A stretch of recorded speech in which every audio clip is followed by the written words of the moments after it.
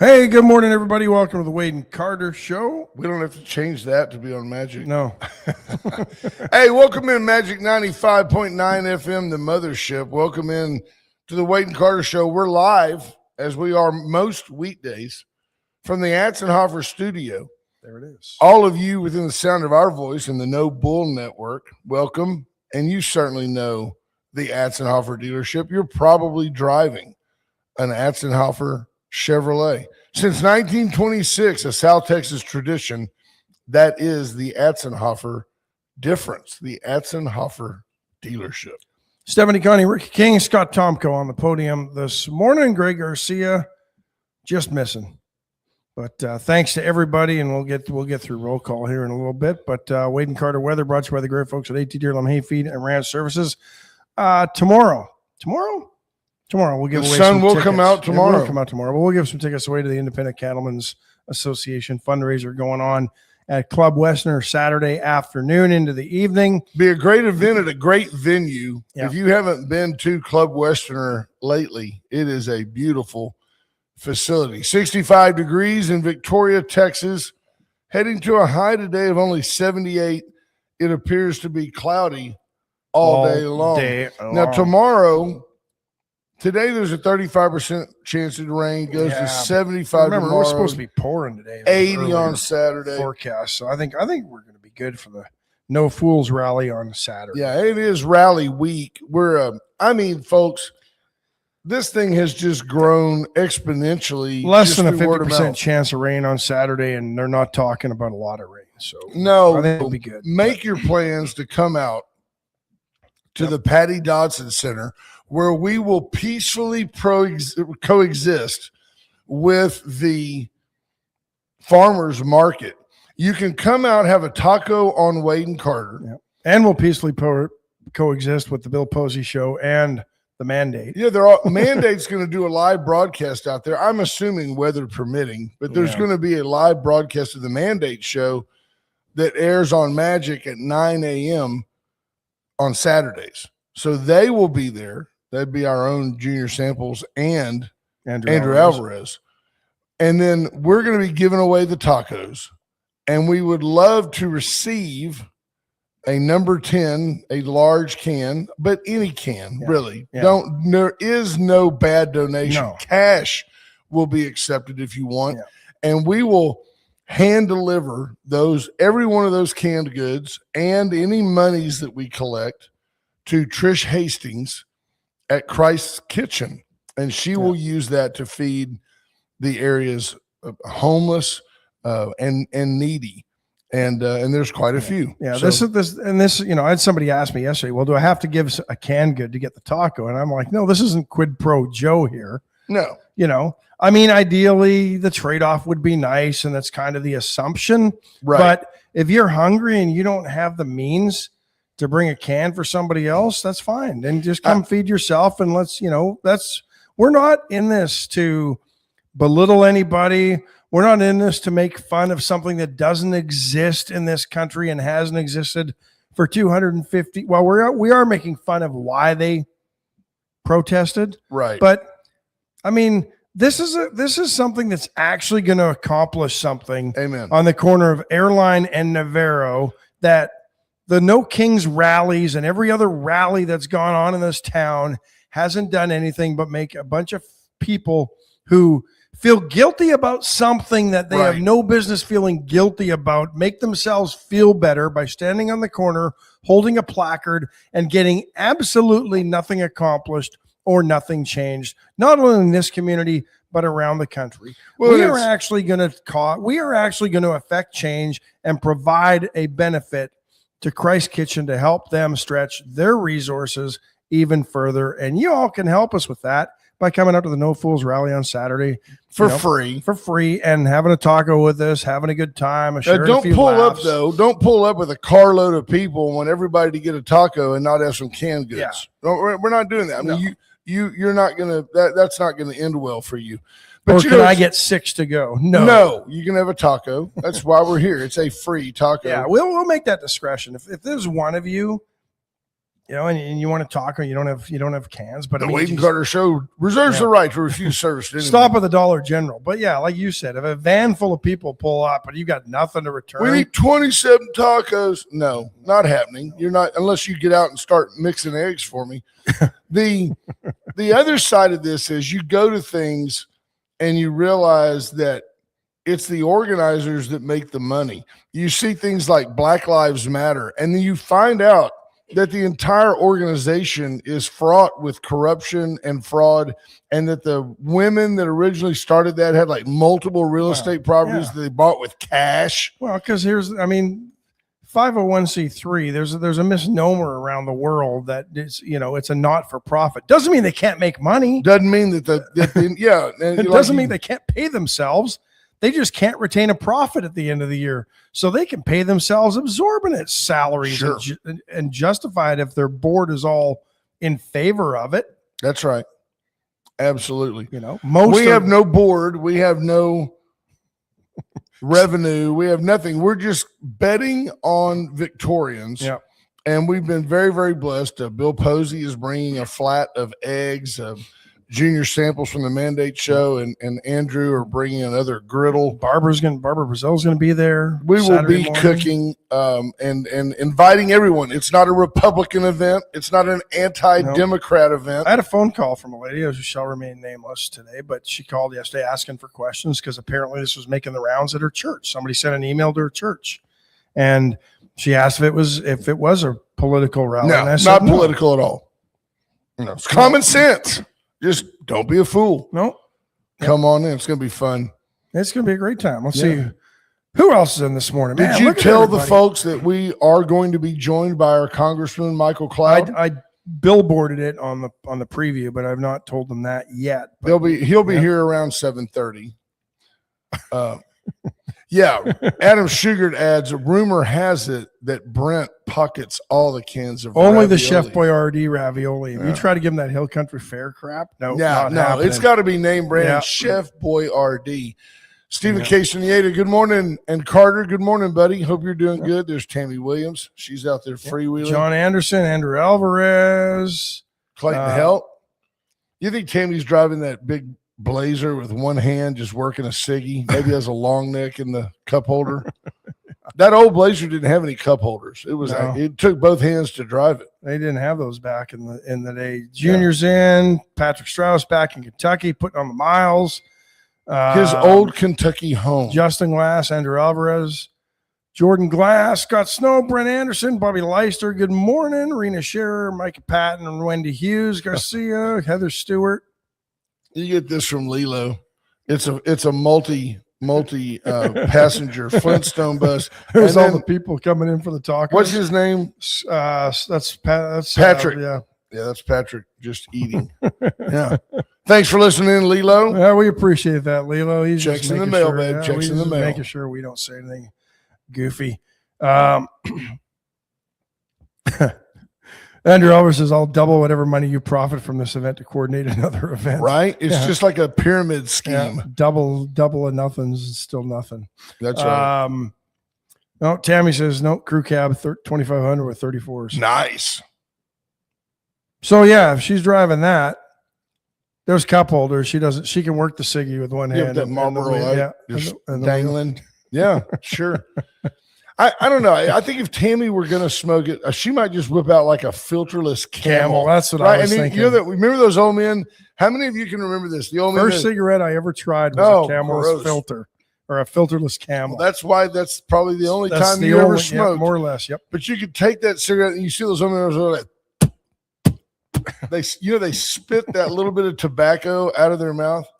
Yeah, she's driving 95 on 59 just to keep up with the traffic. Wow. Thank you, Clayton. Coastal Landscape and SCT Building Systems want to donate canned goods, $500 from each company. Now, what I like right there, and I like the way he wants to do that. Yeah. He didn't say he's going to do it. He wants to do that. Clayton Elk goes, man, I want to donate $10,000 to this organization. I don't have an extra $10,000, but Clayton, that's fantastic. Thank you, sir. And I'm hopeful that you can come by and say hi. Please bring your lovely bride. Love to see you there Saturday and morning. the money. Yeah. Or the canned goods. Bring us cash money. That's awesome. Monty Howard checking in. Tammy says the cigarette concept is nasty. Yeah. No, we agree. I agree. Yep. Do people still smoke? I don't know. I know people that I knew guys that they only smoked when they drank, and they were like 3 packs never a day. stopped drinking. Yeah, just 3 packs a day. Then it turned out they only drank so they could smoke. Yeah. You know? So it's one of those, vicious cycles. Yeah, exactly. If I could quit smoking, I wouldn't be an alcoholic. Yeah. Remember the hotels used to have the vending machines in the lobbies? And do you remember that sound? Yep. Yeah. The pack I remember would fall. that sound. I can remember mom my would father. send you down. My mom would send me down to go sometimes if she ran out on vacation. Yeah. I can remember my dad doing that. So my dad had that prosthetic arm, and it had it was hollow. The arm was fiberglass and it was hollow. And my dad used to keep a backup pack in the hole by his elbow. On the other side was his Mickey. Right. Now, he was a Baptist deacon. He only smoked. But very interesting. He quit though. And on the inside was his retractable sap, so he could just nail you when you're giving him problems. Right. John Anderson. That's terrible. I'm not even going there. John Anderson's terrible joke of the day. What do you call a boy that likes to cook with the initials RD? Chef Boy RD. Okay. You just made that one up. That's terrible, John. Please seek help. Seek help. Yeah, Mom used to also send me to the store with a note, and that was good enough back in the day too. Never worked for booze though. Yeah, when I used Garcia, I prefer the candy cigarettes Grandpa would give me as a kid. Were those the Popeye cigarettes? You remember those ones? They were like I don't know. They were just like white with a red little the painted candy? on end on it. Yeah. But then I remember those ones that were bubble gum that you actually blew, and like the powder off the bubble gum they actually kind of look like cigarettes. But you know what's funny is back in the day, I think it's fair to say probably it seemed like most men smoked. Certainly when I was a kid. A lot of women smoked. Well, and our parents didn't tell us no when we wanted to buy the candy cigarettes. No. Think about that. We smoked candy cigarettes back in the day. They were grooming you. Yep. And we ate and you could buy the chocolates filled with whiskey as a kid too. They were grooming us to be smokers and boozers. There you go. Didn't even know it. Now they groom you to want to change your sex and to abort babies. Very interesting. It is. Where to start? Congressman Cloud's going to come in. We're going to talk to him. He'll be great. Yeah. He's always engaging, and he's been really, really he's been doing more public speaking lately. I saw a deal where I think he was either speaking at a national prayer breakfast. We'll ask him where he was, but he was very, very well done. When Hughes Garcia says, and we dipped Big League Chew. Yep. Remember the bubble game? Jim Bouton, the ball 4 guy, was one of the guys that invented that stuff. He probably made a bunch of money off that. And he never chewed tobacco either. He's one of the few Major League Baseball players of his era that didn't do that.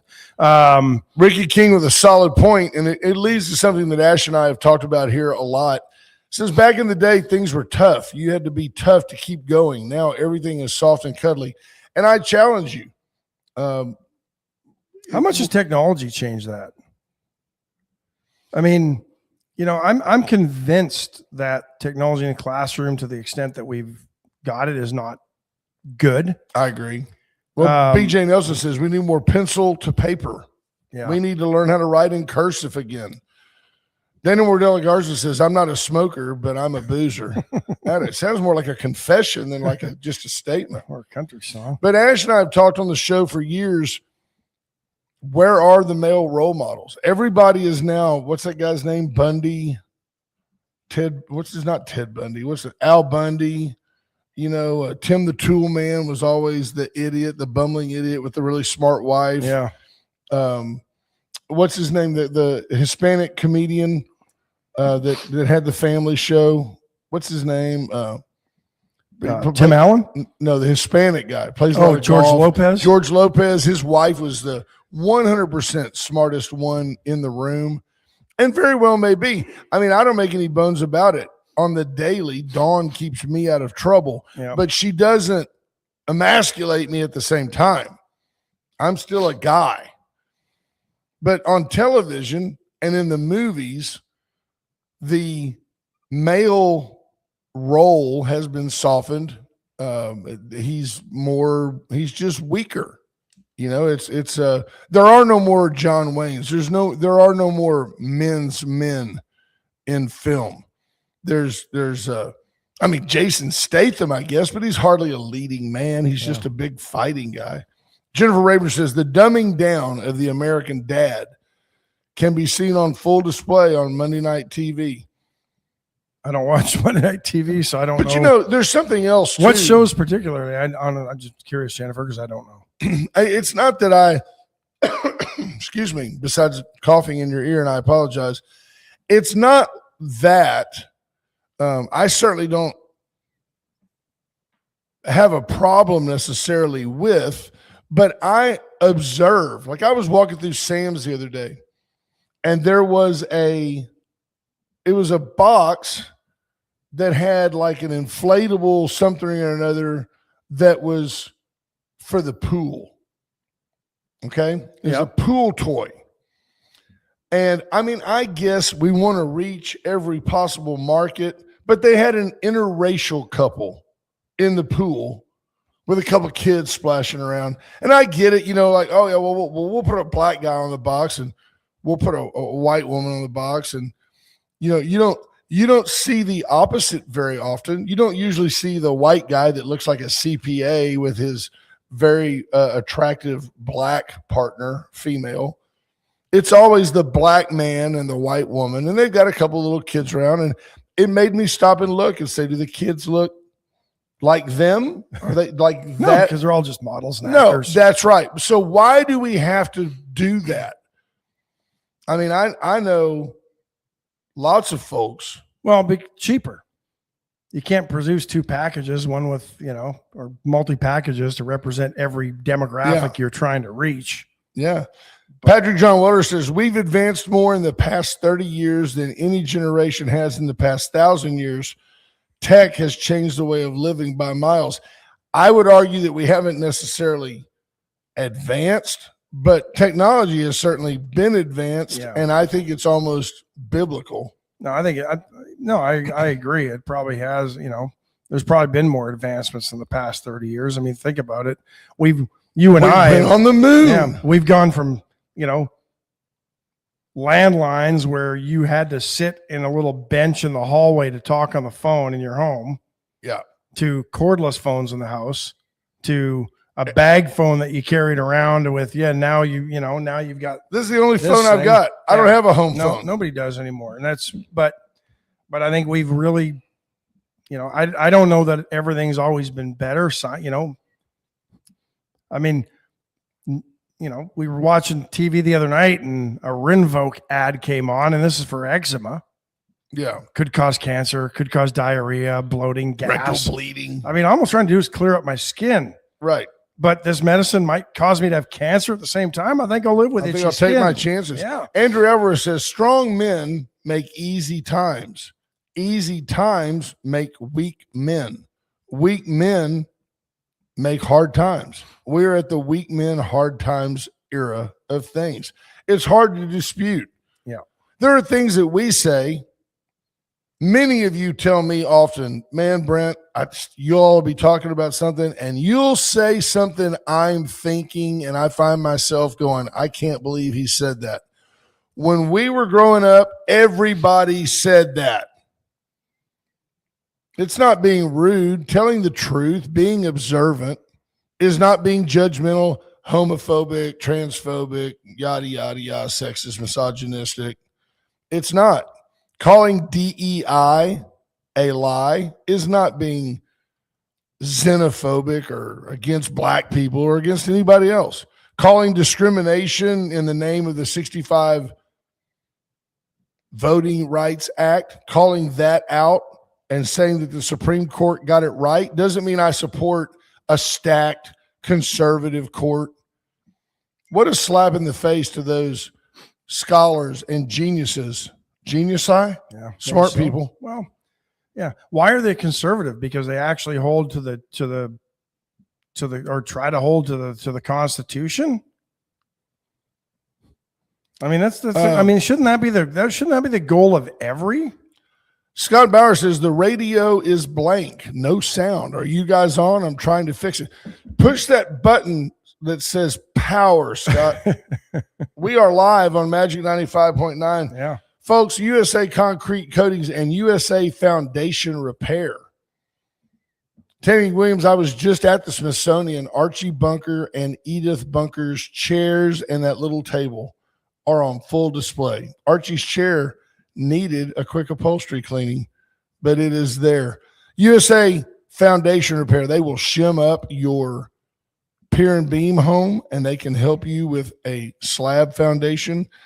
Give them a call at 578-HOME. They will help you. Veracruz Restaurant, today's Post Call to Wednesday, Thursday. It is. They welcome you in. Come this weekend and enjoy. I've upped our taco tortilla order. Oh, you did? At Veracruz. Yeah. So we have tacos with Veracruz tortillas. This is gourmet fare. Allen's Wrecker Service, 578-6300. Give Allen's a call for all your towing needs. Absolutely. And then Went Services for your Generac generator, American made in Wisconsin. Generac generator, perfect for your home, whole house generator. Parvito Wellness and the Vita Cafe. The Vita Cafe inviting you in this Sunday. It's Mother's Day. Gentlemen, don't forget your moms. Mother's Day. The Vita Cafe is having a brunch to celebrate moms with mimosas. They've got a special menu for Mother's Day, but the regular brunch menu is available as well. So get in there. You might want to make a reservation even. And then brand us, Commander Cody Ballin. He can help you. Will he be tomorrow? He should be here tomorrow, right? He can help. Hi, Crystal Map. He can help you. He should be here tomorrow. He should be here every day. We think he's slacking. But Cody Ballin can help you monetize your Facebook account. He can help you find the right. He can help you understand your algorithms and the things that affect your business. There you go. Andrew Alvarez. He of tremendous weight loss since he quit living by. Veracruz tortillas are great, eaten with just butter spread on them. A little sugar, a little cinnamon is pretty good on those things too. Look, man, I put a flip-flop in the air fryer and put butter on it, and it was pretty good. It was a little salty, but it was pretty good. Pretty good. So where to start this morning? Apparently, something interesting. Donald Trump yesterday announcing that they're closing in on an agreement with Iran that would formally end the war. Yeah. I guess Tehran had a couple of days to the latest Ayatollah has a couple of days to respond.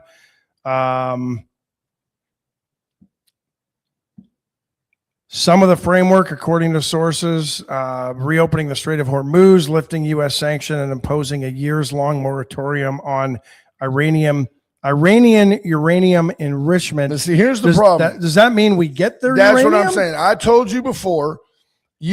Many of you seem to think this is some right-wing radio program. I'm telling you, the 14-point framework would trigger 30 days of talks,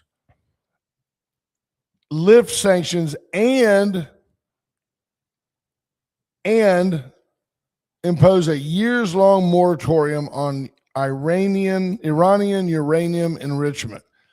If it doesn't if we don't bring the uranium home, if the uranium does not leave Iran, this was a failure of a mission. I don't want you to buy into the president spinning it. We've let them keep it. They're only going to use it for nuclear power. BS. You said that it was not negotiable. We will have that uranium. So you better have it. Because here's what's happened. Long ago, Iran shut down the internet. Their people are getting no information except they're being told, don't believe your lying eyes. Look at the fact that we are winning this war. That is what Iran, the theocracy, the leaders are telling their people. if they're allowed to keep the uranium, they will parade it all around the streets and brag about the fact that that they are still in control, that Trump blinked, that this and that and the other thing. Well, I mean, think about the spins too on our side. Marco Rubio the other day says we've essentially destroyed their Navy, but somehow they still managed to keep people in the Straits of Hormuz at their beck and call and scared of them because they've got these little swift boats running around. So how have we destroyed their Navy if they're still keeping the Strait of Hormuz somewhat closed? Because the shippers and the tankers and everybody else is still afraid of them. We haven't destroyed their Navy. Well, a big part of that also, we just got rid of their big boats. There's not enough confidence. The folks at Lloyd's of London, the official underwriters, the folks that protect the big boats, are saying, don't take it through there. We're not covering that. You don't take a ship full of crude oil into a war zone. But Trump has said the bombing will resume at a much higher level if Iran rejects the deal. Yeah. He has to leave there with the uranium. Do you agree? Yeah. Is there any reason if they were enriching it under the mountain to the point that you went over there in the middle of the night and dropped their biggest bomb on them, and if they moved it and said it is our inalienable God-given right to enrich uranium, and you say no, it's not, to the point that you bomb their cities. Yeah. Wow. But yesterday, I mean, is this, on one hand, we're closer than we've ever been to a deal, but then yesterday, apparently, a U.S. fighter jet struck an Iranian tanker trying to leave or get through the blockade, and Israel. We saw the video this morning. Apparently, saying they've killed some high-ranking commander in Hezbollah after they violated the ceasefire and bombed Beirut. Makes you wonder, the EEOC, that would be the Equal Employment Opportunity Commission. The pendulum starting to swing the other way. And I'm not sure that that's necessarily good. I don't think that, but it's not necessarily bad, right? Discrimination is discrimination no matter who's being discriminated against. And I think the failure of affirmative action has shown that reversing that the other way doesn't necessarily make anything better. The New York Times is being sued by the EEOC, alleging the paper bypassed a white male editor for a promotion in favor of a less qualified woman to meet its race and gender diversity goals. The 11-year veteran editor had extensive experience covering real estate, was cut from the final interview panel for the deputy real estate editor last year. The role went to an outside candidate that the EEOC described as a non-white female with little to no experience in real estate journalism. So he made a complaint to the EEOC, who said, yeah, we agree with you. The New York Times is discriminating based on race and sex, which is still discrimination. And there you have it. So I do agree the pendulum under this conservative administration is swinging back.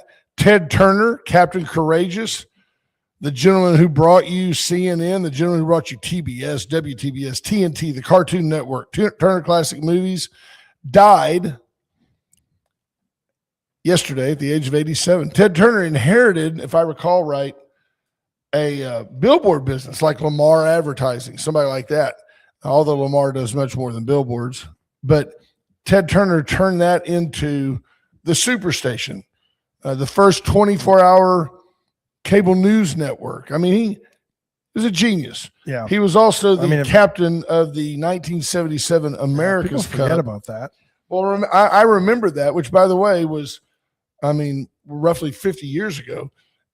Ted Turner, one of the great stories. We never won the America's Cup.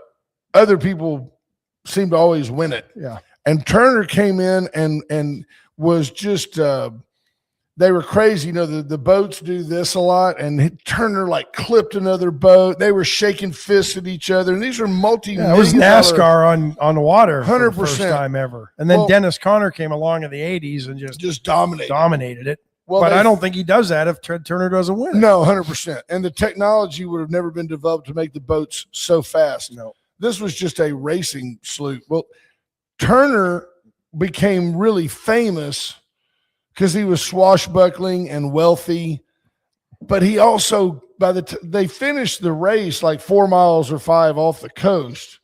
By the time they got to port, Turner is just crushed. They've been drinking all the way in, and he's just sloshed.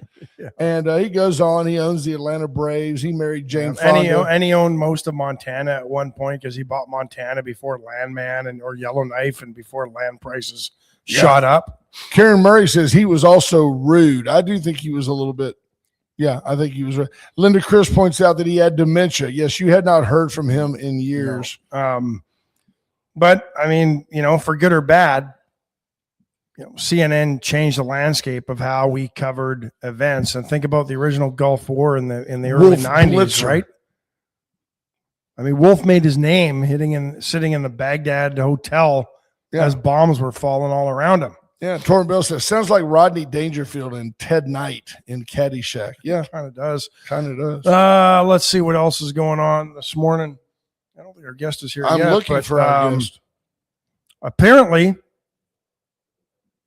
Michael Marks was identified as a suspect who shot at Secret Service near the Washington Monument on Monday. I believe it was one of his bullets that grazed that teenager, right? Preteen. He's from Midland. So a 45-year-old guy from Midland. The oil field is booming. This guy just had like a suicide. He wanted death by cop. They say that in the ambulance, he allegedly said F the White House and repeatedly begged officers, kill me. I mean, compliance would not have offended me. That would have been fine. Did you know the other day, I'm trying to remember, who was Slater talking about this morning? He gave you a location, Oakland, California. 450,000 people, of which it's like 0.26%. There's something like a little over 1,000 are known to be in gangs. 1,000 out of 450,000. You would say that's roughly 1 out of 450. I would. 90% of all the murders in Oakland are either intra-gang, inter-gang, or purported by these gang people. See? And Oakland, don't forget, has the reputation of being a gang-ridden and crime-ridden city where the gangs control it. Now, Slater says you round them all up and put them in prison. I say you just round them all up and shoot them. Just be done with them. You do away with 90% of the murder in Oakland, California. And by the way, businesses have been leaving Oakland in droves. And isn't it the Chicago alderman that says said the other day it should be a first-degree felony? Oh, for Walgreens? Because Walgreens is bailing on the city. They're leaving a location in the city because everybody's stealing from them. Yeah, the city won't commit to making it a profitable place. And the alderman is saying it's Walgreens who has abandoned the city and the elderly and the handicapped and the city vulnerable. Abandoned Walgreens. Yeah. You have a responsibility to provide them a safe place to operate. And he wants to prosecute Walgreens and make it a crime for them to leave the neighborhood, but he wants to do nothing to those who are stealing from Walgreens. And get this. And then they try to make it sound like, well, everybody that's stealing from Walgreens is just in there for a loaf of bread. How many loaves of bread does Walgreens actually have in the inner city of Chicago that everybody's stealing from, which is BS because they've had to lock up most of their products because people are stealing them. And it's a rationalization anyway. I get it.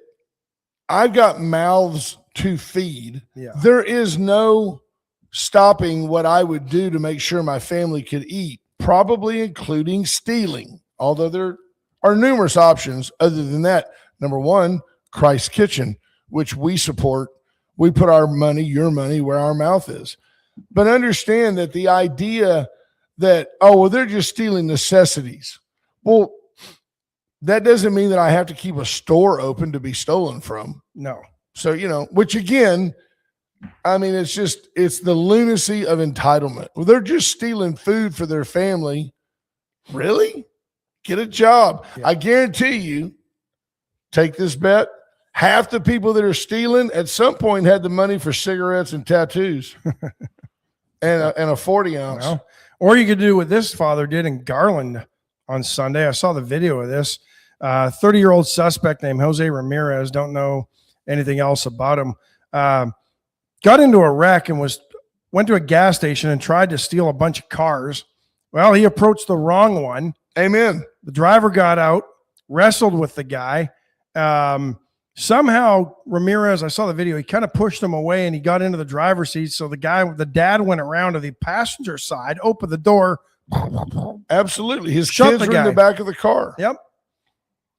Yeah, so 100%. Hey, that's a good shooting, and we just let that guy go home. And I saw the police commenting on this, and the dad would not face any charges, called it a self-defense case. Good for him. And that's, I think, remember when the riots were going on in LA and the Korean shop owners in Little Korea there were on their roofs and they were sniping anybody who was trying to loot them? I'm wondering if we're getting to that point again in some of these cities, or need to. The problem is in California, guess who'll get charged with a crime and actually be held accountable for it and probably thrown in jail? Not the criminals looting and stealing and robbing and all that. It'll be the family who's trying to protect their home, or the shop owner who's trying to protect their home. They'll be charged with the crime and actually thrown in jail for a one-time offense, while they keep letting all these idiots back out on no bail over and over again to keep doing what they're doing. Quick PSA, Glenn Dry, pastor, says, hey, downtown at 12:15 today, 12:15 p.m., National Day of Prayer gathering. That's great. Where downtown is that going? Probably going to be on the square. On the square. If you've got time to go, if you can make time to go, it's a great day. It's a great concept. With that, we'll take a quick break, and we're going to bring in our Congressman, Michael Cloud. Chesnick Furniture Company. Go see Bobby Leon today downtown, and go shop for some furniture for every room in your home. They've got bedroom sets, dining rooms. They have all types of accoutrement. They got it all. They also tell you that you just always do better at Chesnick. Chesnick and Love make your house a home. Get in and see why you just always do better. Parvita Wellness, we already spoke about. There's Palace Bingo, where friends meet friends. Palace Bingo, encouraging you to come in and support 7 local charities. Your money's donated there with a chance to win money back. Help folks like Warriors Weekend and others. I think Disabled American Vets. It goes on and on. It's a great list of folks. And, we are not one of those. If you're blessed to not be one of those people, then go by and support Palace Bingo. The chopping block for all your beef, chicken, wrapped vegetable, boudin, sausage, jalapeno poppers.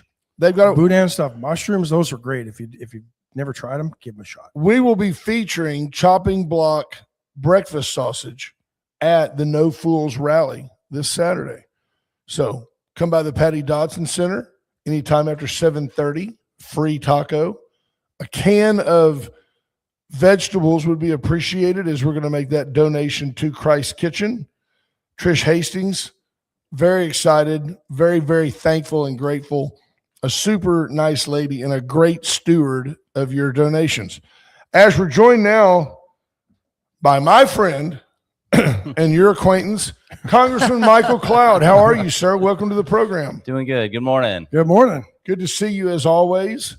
I saw you the other day, and I'm not being facetious. You have so many tugs on you in public appearances. It's hard to remember, Ash, that it did all start, right here. But I dare say that everybody who gets elected at some point stumbled across the Wade and Carter stage.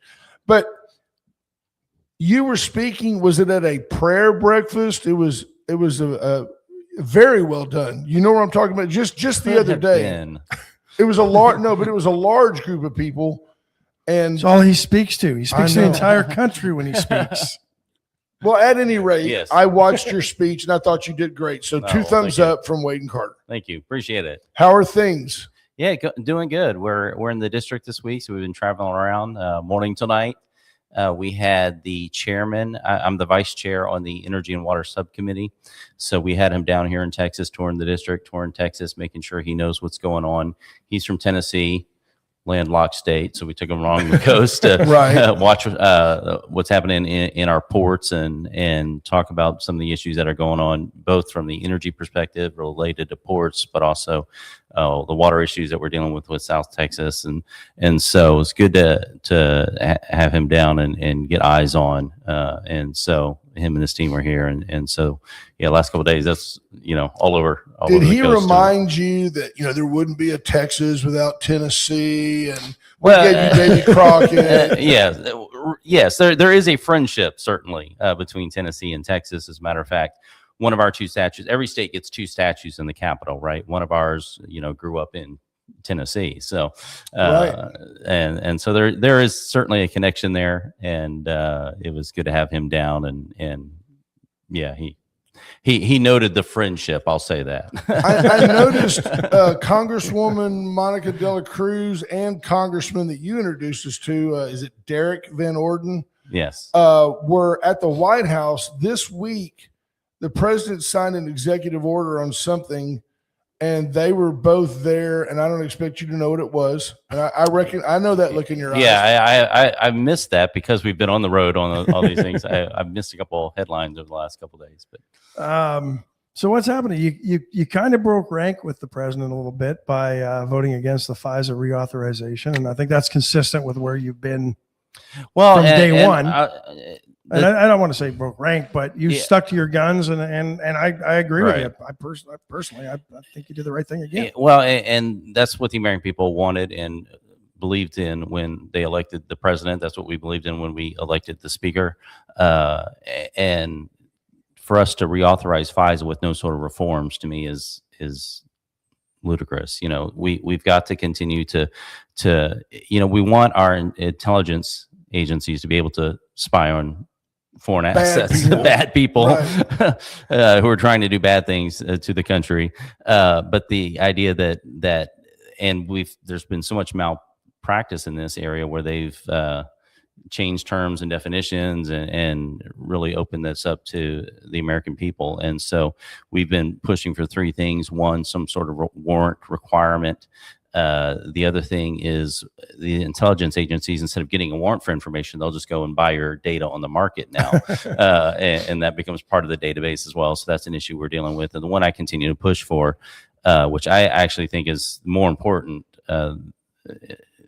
they're all important, but the most dangerous, I should say, would be if we had a central bank digital currency. And so to make sure that there's a ban on a central bank digital currency.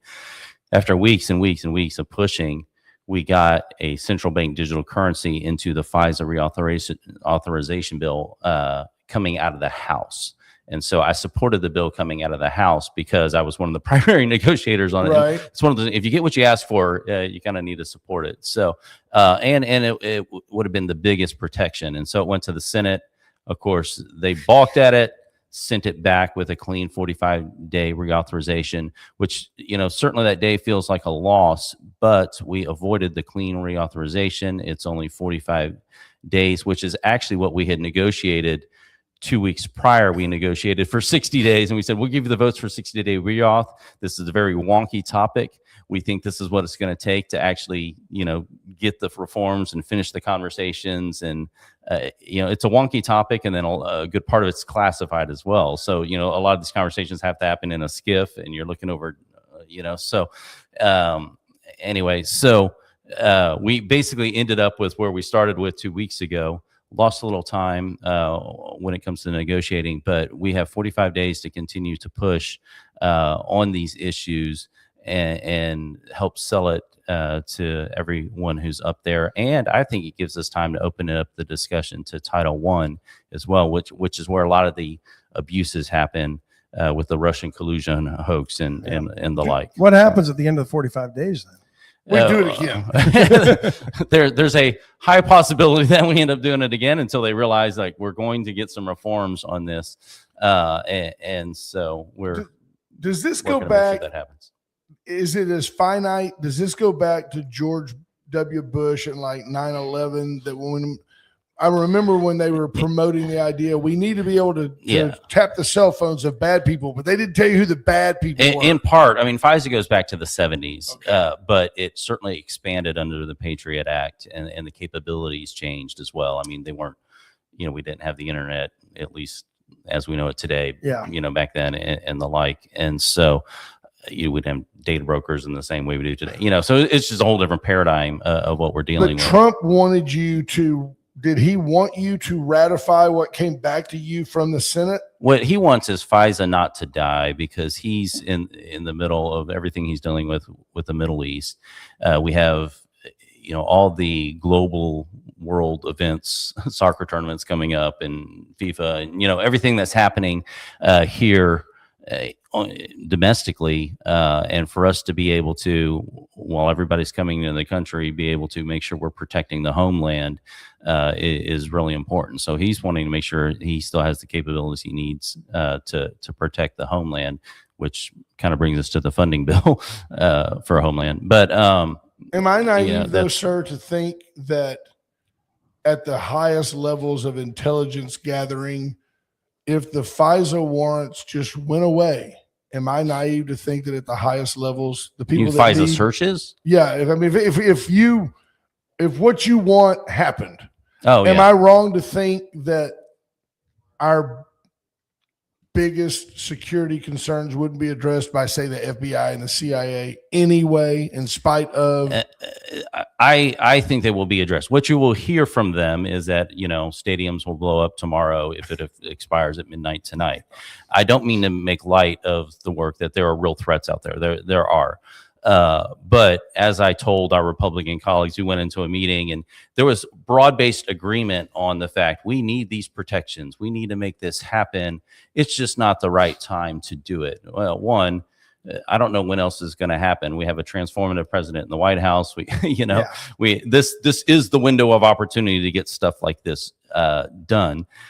Two, if you're waiting for the briefing where the intelligence agencies come and say, we're good, we don't need any power, we're ready to give some back, you're never going to get that briefing. No, never. Never. For any sort of agency, they're never going to come and say, we have too much budget, can we give it back? It's our job as representatives to go into Washington and take the power that is metastasized and give it back to the people. And so it's one of those things. They're not going to do it. The moment we tell them to do it, they'll be able to do it.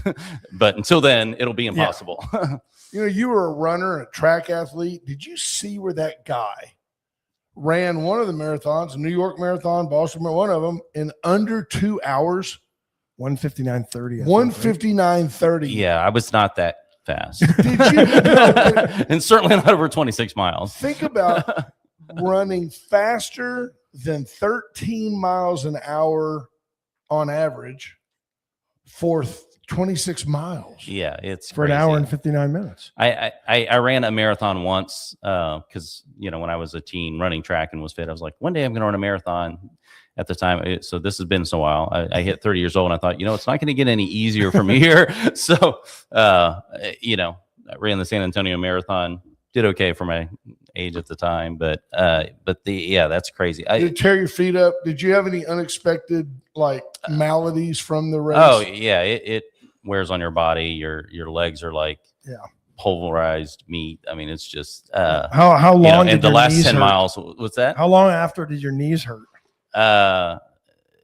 For a while, yeah. For a while. Well, I can't even imagine. Shift gears, and I'm hopeful that you have an agenda. We always want to share, and you've got all the time you need to share whatever you want. But I wanted to ask you, as somebody who was in the 7th or 8th grade, 1976, don't date me, I remember the bicentennial vividly. I remember the country being excited, the country being vibrant, the country, 2 centuries, we're a big deal. Had cool looking quarters. Yeah, they changed the quarter and all this stuff.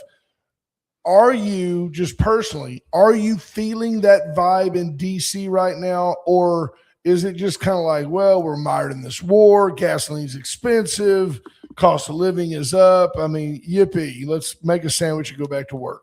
I think there's both. I think people are pretty excited about 250. There's a lot of stuff happening. I mean, DC just is a whole different city than it was certainly 2 years ago. I mean, 2 years ago was really oppressive. There's walls around the Capitol, there's barbed wire. I mean, crazy stuff going on. Homeless camps, everywhere. Tent cities, just everywhere. And it's certainly cleaned up. But beyond that, handrails are being painted now, and I mean, it's just Right. Every little detail is so. The city's never looked better. And I think the American people are very excited to be here. The King Charles was up last. Did you meet week. Charles?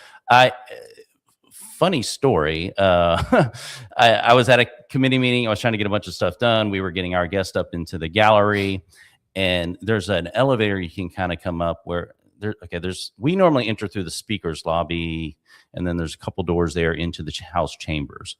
Right off to the side of that is the guy's restroom, the ladies' restroom, the loo. And then there's elevators coming up. So I come up the elevator. It's about to get started. I'm supposed to be in my seat. I'm visit the loo. Running. Well, no, I was running past it to get to the speaker's lobby to enter the chambers. And I almost ran over King Charles. So that would have been a major faux pas. That would have been great. Yeah, might have started World War. I was kind of like, he's, so he's diminutive. And so I kind of came up on him and I was like, excuse me, gentlemen, and then I realized for a second, like, Your Majesty. So I'm like a foot and a half away from him. This was almost the assassination of Archduke Ferdinand, right? All over again. Well, someone said I should have joked over and that's for the genuflect. Did you genuflect? No, that's a great story. You never know who you're going to meet. Right? No. Tell us about the funding of ICE and DHS and how that all came about and how long is this good for? 45 days. a couple days. It all hinges. What we had been working on was the funding cycle for the last fiscal year. So this takes us to September 30th. We had passed all 12 appropriation bills out of the House. We had an agreement with the Senate. It was going to be great. We went home on a Friday. We're done. We got through the funding. It was going to be wonderful. We come back. The Senate's like, we're not going to fund, the Democrats in the Senate specifically, we're not going to fund Department of Homeland Security. And so we ended up passing everything but Homeland Security. I thought at the time that was a bad idea. Like, you're going to give up all your leverage and we'll be here for a few months. Nonetheless, that was the play call. So DHS was left hanging there and has been hanging there for quite some time unfunded.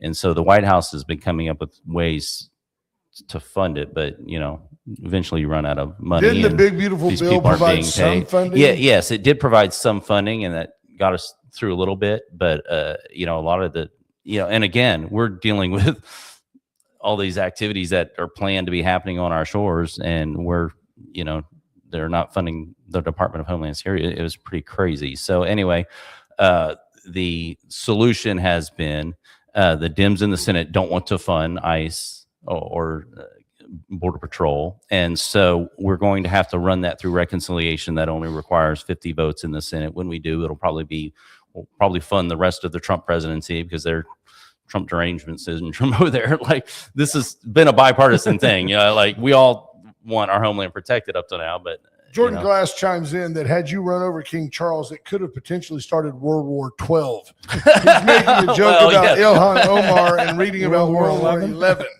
Yes, that would have been tragic. Certainly. Yes. How do we get here? How do we get here with some of these folks? I mean, I know you have to shake your head on the daily with some of the left that you have to deal with, but people that aren't American, that are basically un-American, that are just working against you, might be here somewhat illegally. Yeah, they're just doing anything they can to undermine the Republican agenda. And how important are these midterm elections?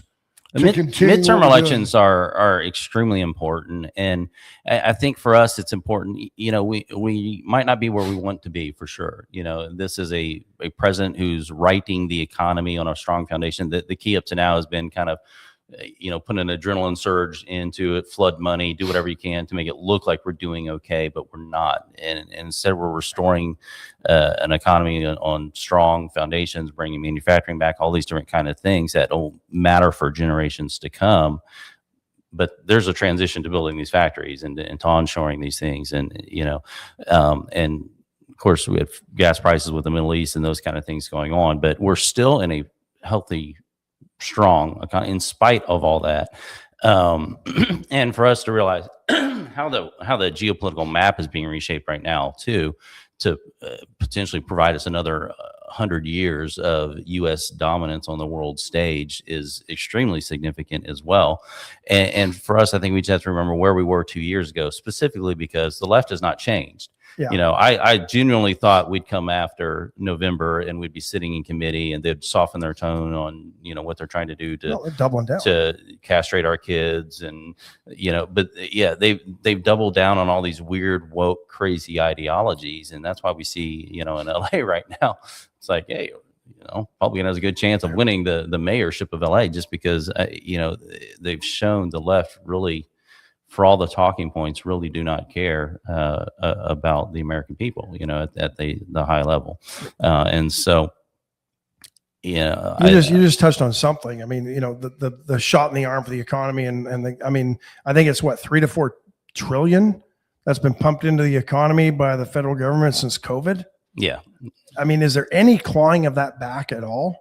I mean, there is, but you're talking trillions versus billion, and getting that once it's out, and so much of that went to fraud. I mean, and overseas, like China, all these NGOs that they had set up, and then programs, and so the left now complaining that partial funding for Catholic charities has been cut and all this. I mean, well, some of the funding, Catholic Charities was getting was part of the human trafficking scheme that was coming in. So Kathleen Leininger, a great listener, says, Congressman Cloud, why is the Republican majority continuing to buckle to the dim minority? Makes me wonder who's running the show up there. I'll say this. I'm never going to be the person coming here to defend Washington, D.C. I was, if things were going great, I would not have run in the first place. But I will say, I wish we were doing more in the House. I'm always going to be that guy who's trying to push the limit on that. But having said that, we're doing a lot in the House. It's just not getting anywhere in the Senate. And that's because there's not enough Fettermans over there to offset the Republicans that don't seem to want to support anything. And they're clinging to this cloture motion of 60 votes, which, I look at that and I would say that was not what the framers intended. They're really, in a sense, disenfranchising the House because we're supposed to have 2 majoritarian bodies that evaluated these sort of things. And they kind of put in this, and then even then, it's not even a real filibuster. Like go out there and debate. Okay. Just debate, just debate. And if they would do that, we could get Save America Act passed, but, they just threaten the filibuster and nothing happens. At one point you actually used to have to stand up and speak for 24 hours to stop something, right? Exactly. And that's the point. Just one senator's like, if you bring this, kind of wave your magic wand from your comfortable office, and you don't even have to go out there. You don't have to make the case. Nobody has to watch you. I would love to see the debate where for days on end they try to filibuster the Save America Act. They're saying, well, they'll talk for weeks on end. We won't get anything done. This is what you'll hear from the leadership in the Senate. It's like, I'd love to let the American people watch that debate on an issue for 80-90% issue. How many are going to go up there time after time after time and continue to debate endlessly? You think about the House, 435 members, the Senate has 100.